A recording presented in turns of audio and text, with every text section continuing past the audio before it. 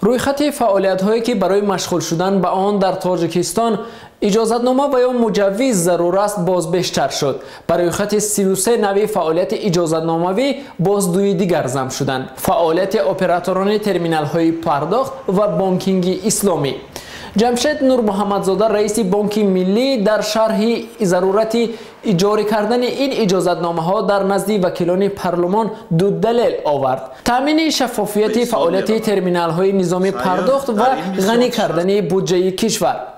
دلیل اول چندان منطقی به نظر نمی رسد. از شروع فعالیت ترمینال های پرداخت و یا به قول مردم پولگذرانک های تلفن تا به حال 10 سال سپری شد. اما چرا بانک ملی به فعالیت اپراتوران ترمینال های پرداخت امروز شک کرد معلوم نیست.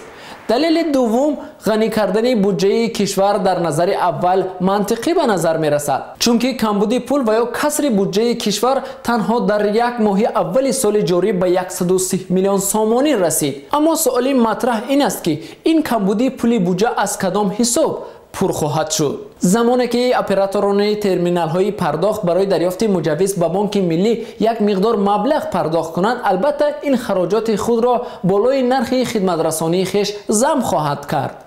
در نهایت کار بهای همه این نوگانی ها از جیب مردم ستانیده خواهد شد. در بازار اپراتوران ترمینال های پرداخت که مردم توسط آنها حق گفتگوهای تلفنی موبیل، پول برق، آب و حتی چیپته های هواپیما را پرداخت می کنند، حدود 10 شرکت و بیش از 3900 ترمینال های پرداخت فعال هستند. نخست این نوع تجارت را در تاجیکستان شرکت اکسپرس پی در خوجند سال 2007 به راه مانده بود. طی چند سال اخیر شماره فعالیت‌های اجازتناموی در تاجیکستان بارها کم و از نو زیاد گشتند.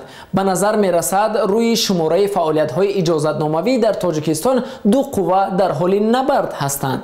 از یک سو سازمان‌های بین‌المللی کمک رسانی تاجیکستان و از سوی دیگر نهاد و اداره‌های خود حکومت. سازمان‌های بین‌المللی همیشه سر آسان کردن شیوه پیشبرد بیزنس در تاجیکستان تاکید کرده از دولت همیشه تقاضا می‌کنند شماره فعالیت‌های اجازتناموی را کم کند.